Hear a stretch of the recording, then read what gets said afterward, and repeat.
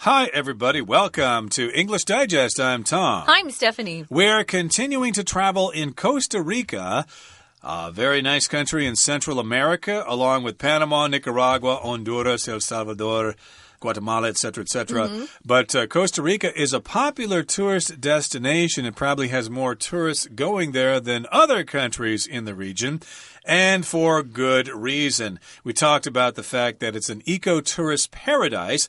If you love the great outdoors, if you like lush forests and nice pristine beaches and things like that, and you like to look at wildlife, and you like to see how the country is doing with renewable energy and stuff like that, then Costa Rica is the country for you.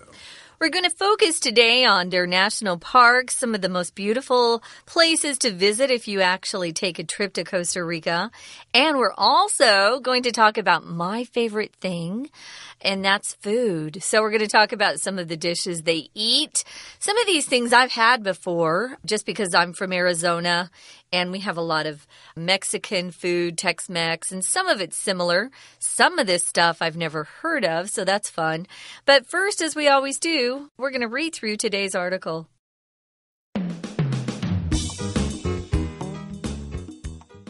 On Costa Rica's North Caribbean coast lies Tortuguero National Park.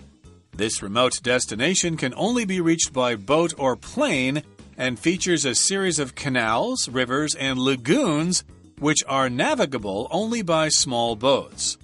Tortuguero is best known for its sea turtle conservation, as several species nest on its beaches. These peaceful nesting grounds have been a safe haven for these endangered creatures since the Caribbean Conservation Corporation was set up to protect them in 1959. One of Costa Rica's smallest reserves, and one of its most beautiful, is Manuel Antonio National Park on the country's Pacific coast. After relaxing on a stunning white sand beach, visitors can explore the verdant evergreen forests that line the coast. With over 109 species of mammals and 184 species of birds calling the park home, there's no shortage of interesting wildlife to discover. Another excellent place to check out is the Arenal Volcano National Park, home to one of Costa Rica's 5 active volcanoes. There are plenty of reasons to visit, from walking through the rainforest canopy on lofty hanging bridges, to swimming under waterfalls, to going on a volcano hike. After so many breathtaking sights and fun activities, there's nothing better than a hearty meal. Do as the locals do and visit a soda, or local restaurant, and try a casado. This tasty lunch can come with a variety of foods, but always includes meat, fried plantains, a salad, and rice and beans. For dinner, order a chifrijo, a dish of fried pork rinds topped with avocado, pico de gallo, chimichurri sauce, and lime. Top it all off with some of the world's best coffee and fresh fruit, and you'll never want to leave. Let's look at the first sentence, guys. It says, on Costa Rica's North Caribbean coast lies Tortuguero National Park. You can also pronounce Caribbean. They're both correct. I would say it's like half and half in the States, how people say this word. I grew up with Caribbean. Me too. But then I moved back east and everyone said Caribbean, and I didn't want to stick out, so I copied their pronunciation. So if you use this verb lie here, it just means in this particular sentence, it means if you say a place lies in a particular position or direction, you mean that it's situated there, it's there. So here it just means this park is situated on Costa Rica's coast. If it's on a coast, you have to use on, not in. Sorry about our prepositions. They're a little crazy. You get used to them if you read more English and listen to more English. I think it'll be more comfortable. But yeah, our prepositions are kind of crazy. Sorry about that. Indeed, like you'd say, I live in Taipei, and of course, Fulong Beach is on the coast of, what is that, northeast Taiwan there somewhere. So in this case, we've got the Costa Rica here, the Caribbean coast, and on that coast lies this national park, which is called Tortuguero. And this remote destination can only be reached by boat or plane and features a series of canals, rivers, and lagoons which are navigable only by small boats. So you can't drive there, you can't hike. Well, maybe you can hike there, but you can't ride your bicycle there. It's only accessible. It can only be reached by boat. You've got to go by boat, or you got to go by plane. So you've got to make some travel arrangements there if you want to go to this remote national park. It's a remote destination. Remote means far away and not easy to get to. We could say Tibet is very remote in China there, or maybe the state of Wyoming in the United States is a very remote place. It's far away from the cities. It takes a couple of days to drive there. So here in this park, even in tiny Costa Rica, this national park is not easy to get to. It's remote, so you can only go there by boat or plane. And once you're there, it's got these canals, these rivers, and these lagoons, and you can only get around by small boats. So first of all, let's talk about this word canal. That's like an artificial waterway. Venice, is it Venice? That's the city that's famous for its canals. In Italy. In Italy, right. I think Bangkok used to have lots of canals. I think they're mostly all filled in now. But here in Costa Rica, you can get around on these canals. Is it the Grand Canal in China? That's probably the biggest canal in the world. And, of course, you got rivers there and lagoons. A lagoon, that's something you find in a tropical area. It's like sort of an area of water that is separated from the sea, but it's kind of joined to the sea by a small river or something like that. Yeah, well, it's I've always pictured lagoons as kind of, there's land on three sides of it, and then it opens out into the sea. It's not fresh water. It's seawater. It's salty. And you can get around, like Tom said, on small boats. Now, Tortuguero is best known for its sea turtle conservation. There are different kinds of turtles. Some turtles really do live in the sea or very close to the sea, and they love water. There are also desert turtles. We have turtles in Arizona. They don't go near the water because we don't have much water where I grew up. But if you're talking about conservation, you're talking about either some part of nature, plants or animals that you're trying to protect and preserve so that you don't, run out of them someday, so they don't go extinct, which means they no longer exist on planet Earth. So it's known for its sea turtle conservation, as several species nest on its beaches. So we use nest a lot as a noun to talk about a bird's home that they make, but we're also using it here as a verb to talk about where turtles live and where they like to set up their home, and they set up their homes on beaches. That's right. So the sea turtles lay their eggs on the beaches, so they set up their nests there. And then the little babies hatch and they crawl back into the water. I'm sure it's something that you'd really like to see and take pictures of and post online. And here in the next sentence it says, these peaceful nesting grounds have been a safe haven for these endangered creatures since the Caribbean Conservation Corporation was set up to protect them way back in the year 1959. So that's what we're talking about here, this area of Costa Rica. We're talking about these nesting grounds, the areas where the turtles come to lay their eggs and where the eggs hatch.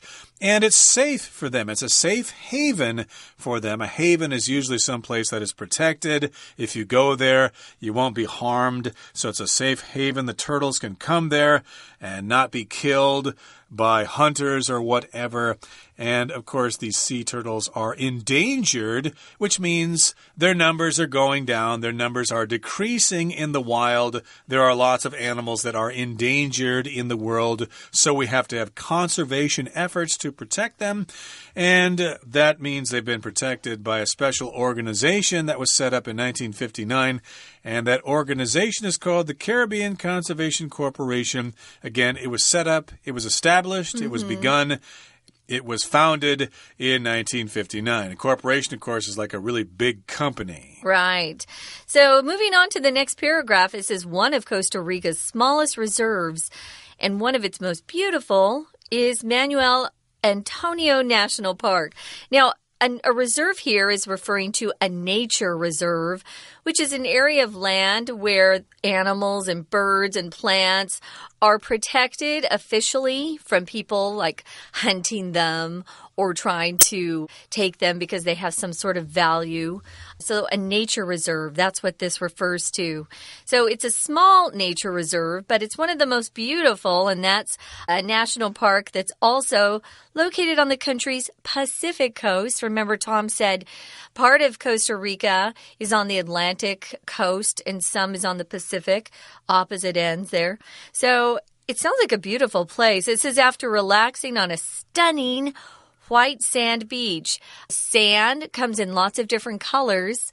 I grew up in Arizona, so we would always go to California to go to the ocean. And the sand there isn't so fine and small. It's a little bit more rocky. I remember the first time I got to Florida and I was out on the beach. I was like, wow, their beach is so much better than California. The water's also warmer in Florida. The water in California on the beach is a little cold. So it's white sand, which sounds like it's beautiful, and the beach must really attract a lot of people. But if you go there, visitors can explore the verdant evergreen forests that line the coast. So you've got evergreen forests, trees that never lose their leaves. They're green all year round. That's an evergreen tree. Verdant just means really green and beautiful. It's similar to lush to me. When I see verdant, I always think of lush, which was another vocabulary word for us. It could be green with grass or other kind of vegetation. So it sounds beautiful there, and that's on the Pacific coast, the other side. Right, and we'll continue talking about the features of Costa Rica and its natural environment in just a couple of seconds, but right now we're going to take a break and listen to our Chinese teacher. Take it away! 大家好，欢迎收听 English Digest， 我是哈利。今天我们要阅读的课程是 Unit 15的第2天课程。首先我们看到全文的第一句 On Costa Rica's North Caribbean coast lies Tortuguero National Park. 在哥斯大黎加的北加勒比海岸上有座托尔图格罗国家公园。此为副词片语放置句首的倒装句型。原来的句子顺序是 Tortuguero National Park lies on Costa Rica's North Caribbean coast. 倒装时将副词片语 on Costa Rica's North Caribbean coast 放到句首，将主词 Tortuguero National Park 放到句尾，动词 lies 的位置不变。我们再举一个例子说明此倒装句型。原句是 My wife, who was dressed in an evening gown, stood among the other guests. 我的妻子穿着晚礼服站在其他客人之中。将主词和副词片语的位置调换，就变成了 Among the other guests stood my wife, who was dressed in an evening gown. 我们接着看到第一段的最后一句 These peaceful nesting grounds have been a safe haven for these endangered creatures since the Caribbean Conservation Corporation was set up to protect them in 1959. 自西元1959年加勒比保护协会成立，以保护这些濒临灭绝的生物以来，这些宁静的筑巢地一直是他们的避风港。形容词 endangered 的意思是濒临绝种的，这个字去掉 ed 就变动词 endanger， 有危害的意思。例如 Lots of scientific studies have confirmed that smoking endangers people's health. 许多科学研究已证实抽烟会危害人们健康。要注意的是 endangered 和 extinct 的意思并不相同。extinct E-X-T-I-N-C-T 是指绝种的、灭绝的，名词是 extinction E-X-T-I-N-C-T-I-O-N。 例如 If global warming keeps worsening, polar bears will soon become extinct. 如果全球暖化持续恶化，北极熊很快就会绝种。另外，这句有一个片语 set up， 在本句是建立、创办的意思。例如 Jessica hopes to set up her own company by the age of 25. 杰西卡希望能在25岁前建立自己的公司。另外 set up 还有设置、树立的意思。例如 The workers set up a roadblock to keep people from driving where they were repairing the road. 工人们设置路障，以避免人们开过这条在整修的路。set up 也有陷害的意思。例如 The defendant claimed that he was innocent and that he had been set up by his friend. 被告声称他是无罪的，他是被朋友陷害的。我们接着看到第二段的第一句 One of Costa Rica's smallest reserves and one of its most beautiful is Manuel Antonio National Park on the country's Pacific coast.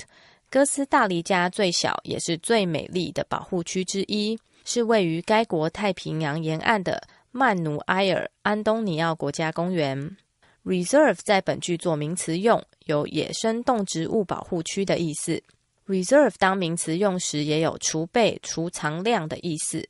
例如 Saudi Arabia's prosperity was brought about by the discovery of its large oil reserves. 大量藏油的发现为沙烏地阿拉伯带来繁荣。Reserve 这个字也可做动词用，有保留、预定的意思。例如You had better reserve a room at that hotel beforehand. It's always crowded. 你最好事先在那间旅馆订好房间，它总是客满。另外 reserve 的名词为 reservation, R-E-S-E-R-V-A-T-I-O-N, 预定的意思。例如 I have made reservations at the restaurant for 6 p.m. 我已跟餐厅预定了晚上6点的位置。We're going to take a quick break. Stay tuned. We'll be right back.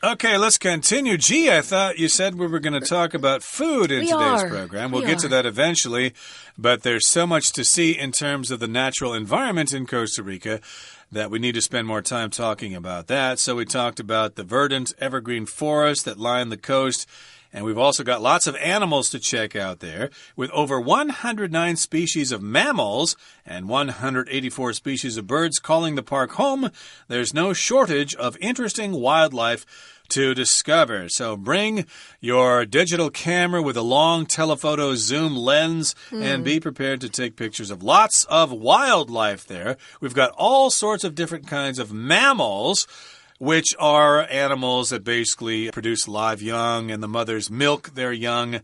We humans are mammals, whales are mammals, etc.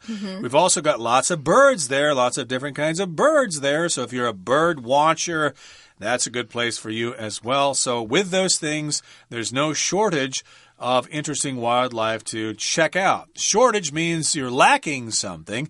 During war, there might be a shortage of raw materials, so you've got to ration stuff. During war, there could be a shortage of rice, for example. Sometimes there's a shortage of certain kinds of vegetables here in Taiwan after a typhoon, so of course the prices go up. You can also put shortage at the other sides. You could say we're having a water shortage this summer. We haven't had enough rain. Tom was talking about rationing things during a war. That just means people can't buy as much as they want. They're limited to just a small amount because they don't have very much of that product and everybody needs to have some like eggs or bread. So yeah, there's no shortage of interesting wildlife in Costa Rica. You're never going to run out of animals to take a look at or beautiful scenery to look at as well. So another excellent place to check out is the Arenal Volcano National Park. I said Arenal. Arenal. Based on my knowledge of Spanish, but they might say it a different way. No, go with that. I'm sure it's correct. So Arenal Volcano National Park, and it's home to one of Costa Rica's 5 active volcanoes. Wow. When I see that word active, it makes me a little bit fearful. If a volcano erupts, then that lava, which is that really hot liquid rock, comes spraying out of the top. We had some active volcanoes erupt in the last year or so. We had a volcano in Hawaii that erupted that was really bad. Well, just be careful around those active volcanoes. Just be very careful. There are plenty of reasons to visit, though, from walking through the rainforest canopy on lofty hanging bridges to swimming under waterfalls to going on a volcano hike. So here's a range of things that you might like to do from this to that. So walking through the rainforest canopy. When I see this word canopy, I think of a canopy bed. It's a bed that has 4 posts on the corners, and you can drape fabric or material over the top. Girls in particular love canopy beds because they're kind of cool. So if it's canopy, there's probably overhanging vines and leaves, and it's just really, really lush. Tropical forests usually are. Lofty means very high. So if you have lofty goals, they're pretty impressive goals. They're goals that aren't easy to reach. Lofty here just really means literally that these bridges are quite high. So if you have acrophobia, which we talked about this month, you might not want to go on those bridges because they're really high up in the air. You could also go swimming under waterfalls, which sounds like something I would do. Lots of stuff to check out there in the natural environment in these national parks in Costa Rica. And after so many breathtaking sights and fun activities, there's nothing amazing, wonderful, fantastic, stupendous. There's nothing better than having a hearty meal. Of course, here we've got hearty. Sounds like it has something to do with our heart, but basically it means it's something that's fulfilling. There's a lot of different kind of food there. It fills you up. It's very satisfying. It's not diet food, I can tell you that. Indeed. And you're on vacation, so you don't need to worry about watching your weight. Or calories. Who cares? Besides, this food's probably good enough for you anyway. It's not processed and doesn't have a lot of extra sugar stuck into it like junk food does. Yeah, but they deep fry some of this stuff. Yes, indeed. That could be bad for you. But hey, do as the locals do. When in Rome, do as the Romans do. And visit a soda. No, that's not some kind of beverage to drink. It's actually a local restaurant. And when you're there, try something called a casado, which is a tasty lunch. And that can come with a variety of foods, but always includes meat, fried plantains, a salad, and rice and beans. So, of course, we know what meat is, but here we've got fried plantains. Those are kind of like small bananas, right? Yeah, they had some in my neighborhood in New York because I was on a street with a lot of folks from the Dominican Republic, which is also Spanish-speaking, and I thought they were green bananas at first. When I first saw them, they're quite small, but they're not bananas. And they can be really good, especially if you fry them. I love everything fried. So there's that. Salad, rice, and beans. Rice and beans are common at every meal, if you're in a Spanish-speaking country in particular. So for dinner, this is what I want, is the chifrijo. Chifrijo. Is that how you say it? Chifrijo, that's what I would say. A dish of fried pork rinds. That's pork that has been sliced in very thin slices that's deep fried. It's kind of a snack food in America. Like you could buy a bag of potato chips or a bag of pork rinds. They're really unhealthy. I had an aunt who would eat them, but I thought they were too unhealthy even for me. But that sounds good. You put avocado. We have those here in Taiwan. We put that on top with pico de gallo. You can also get pico de gallo here in Taiwan if you go to a Spanish food restaurant. It's tomatoes, onions, chopped up very finely, sometimes peppers. It's really good. Does it have coriander in it? Yeah, probably. Yeah. Okay. And chimichurri sauce is a very popular sauce they are using in cooking these days. It's a green sauce. It's very yummy. If you go to Chili's, they have chimichurri sauce you can try. And lime. So they'll just put some lime on top, which makes it a little brighter, a little sharper taste. Yeah, as Americans, of course, we're used to Mexican cooking, so this kind of food would probably be pretty tasty to us. We'd love it. But as far as I know, people in Taiwan tend not to like Mexican food. So this might be something difficult to eat for people from Taiwan. But hey, sit down, relax, and try it. And you might develop a taste for it. And hey, you might never eat anything like it again in your entire life. So that's something you can try. This particular local dish in Costa Rica. And then if you're thirsty, you can top it all off with some of the world's best coffee and fresh fruit. And with all of these things, you'll never want to leave. So here we've got this phrase, top something off, which means you put it on the top, but usually it's like the last thing that sort of adds the explanation point to it. It adds the final touch to something. And yes, indeed, you can enjoy it with some of the world's best coffee. Yes, I believe Costa Rica is known for producing some of the best coffee in the world. Yeah. So that might be something you could consider buying to bring back with you. Buy a big bag of coffee beans from Costa Rica. So indeed, you could have some coffee there. Or if you're not really into coffee, you could have the fresh fruit itself or maybe some kind of fruit drinks. Maybe they have smoothies or something like that. I'm sure they've got lots of different kinds of tropical fruit there. Yeah, kind of like Taiwan. I bet their fruit is very sweet and fresh. That's what I would go for. Right now, we're going to listen one more time to our Chinese teacher. 我们接着看到第三段第二句有一个片语 plenty of。Plenty of 是大量、充足的意思，其后可接复数或不可数名词。例如 Please make sure there is plenty of food for everyone at the picnic. 请确保每位来野餐的人都有足够的食物。My grandfather always has plenty of adventure stories to tell me. 我的祖父总是有许多冒险故事可以跟我说。文章的最后一段提到，除了美丽的景色和有趣的活动以外，哥斯大黎加也有各种不同的食物可以品尝。我们看到最后一段的第三句有一个片语 a variety of， 名词 variety 是种类、多样化的意思。片语 a variety of 是指各式各样的，相当于 all kinds of 或 all sorts of， 或是 a wide range of。例如My mom grows a variety of roses in her garden. 我妈妈在她的花园里种了各式各样的玫瑰花。以上就是今天的课程，谢谢大家收听。That's it for today, everybody. Thank you so much for joining us, and please join us again next time for another edition of our program. And brush up on your Spanish before you travel to Costa Rica. But I'm sure because it's such a hot tourist destination, English will do just fine there. From all of us here at English Digest, I'm Tom. I'm Stephanie. Goodbye. Bye.